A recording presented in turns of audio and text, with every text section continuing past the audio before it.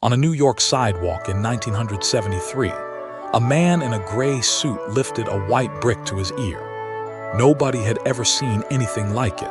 He was calling a rival at Bell Labs. As Cooper tells it, he said he was calling from a handheld phone, a personal one. The company that built that phone was Motorola. They had just invented the future. 40 years later, that same company was sold twice in 2 years, each time for less money. This is how the inventor of the mobile phone lost it. If this is your kind of story, hit like and subscribe. It genuinely helps the channel. To understand the fall, you have to understand how big Motorola really was. It began in 1928, and within 2 years was selling radios you could fit in a car. In the Second World War, Motorola built the walkie-talkie. Soldiers in Europe coordinated attacks with a radio they could carry in one hand. Motorola radios went ashore at Normandy and into the jungles of the Pacific. In 1969, Neil Armstrong spoke from the surface of the moon. His words reached Earth through hardware Motorola designed. This was not a lucky phone company. It was one of the great engineering institutions. They invented Six Sigma, the quality system factories all over the world still use. For 60 years, if it had to work in the field, Motorola built it. Turning that sidewalk demo into a product took 10 years and $100 million. In 1983, Motorola finally put the Dina TAC on sale. It weighed nearly 800 grams and cost $3,995. 10 hours of charging bought you 30 minutes of talking. There was a waiting list anyway. Thousands of people wanted one. Being seen with one said more than any call you could make on it. And Motorola did what it did best. It made the thing smaller. In 1996 came the StarTAC, the first folding phone the whole world actually wanted. It weighed less than 100 grams. People wore it instead of carrying it. 2 years earlier, they had held 60% of the American market. Their engineers were the best in the industry, and everybody knew it. But that share had already halved, and almost nobody inside the company was alarmed. Inside the company, that success hardened into a belief. Hardware was everything. Executives called it the Motorola way. Build it better than anyone, and they will come. While Motorola perfected analog phones, Europe was building something else. Digital networks. Clearer, cheaper, and able to carry far more callers at once. Their rivals in Finland had no legacy business to protect, only a bet to make.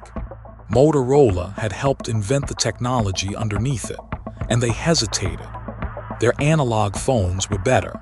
Their engineers could prove it on paper.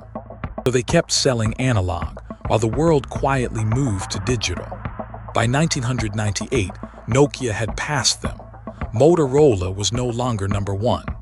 Carriers wanted digital. Motorola offered them better analog and lost the contracts.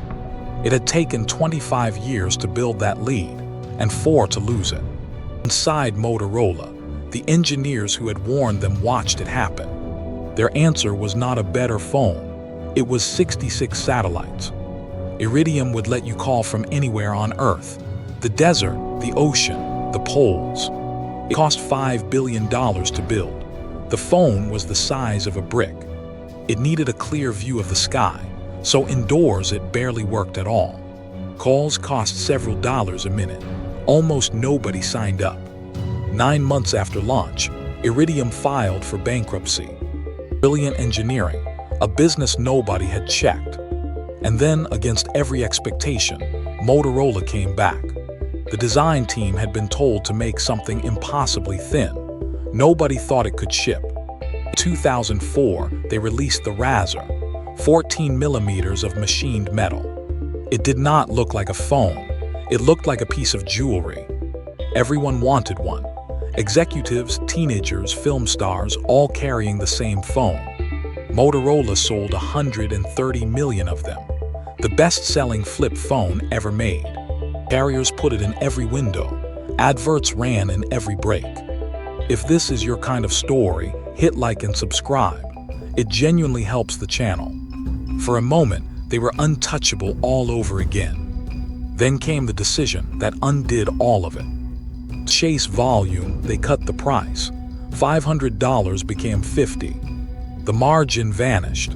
So did the mystique that made people want one. Retail staff stopped recommending it. It had become the cheap option. Worse, Motorola followed it with a dozen phones that were almost the same phone. All of them ran the same aging software underneath. In California, a different company was not building a shape. It was building an operating system. Their software teams were fighting fires, while their rivals were building foundations. Motorola had made this mistake before. They defended the object, not the system. Every year, the gap between a good phone and a good platform grew wider. In January 2007, a man in a black turtleneck walked onto a stage in San Francisco. Within 2 years, Motorola's phone business was losing billions. Factories that had run 3 shifts a day went quiet. Thousands of engineers were let go, many of whom had built the industry itself. In 2009, the Droid gave them one last hit, running Google's Android. But Samsung was building Android phones faster, cheaper, and in far greater numbers. Under pressure from an activist investor, Motorola split itself in two. The name still meant something. The company behind it no longer did.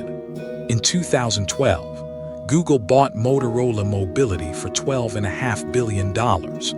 They did not really want the phones. They wanted the patents. Lawyers, not engineers, valued what was left. 17,000 of them, from decades of invention nobody else could match. 2 years later, Google sold what was left to Lenovo for under $3 billion. The company that invented the mobile phone changed hands twice in 2 years. The engineers who had built it watched from the outside like everyone else.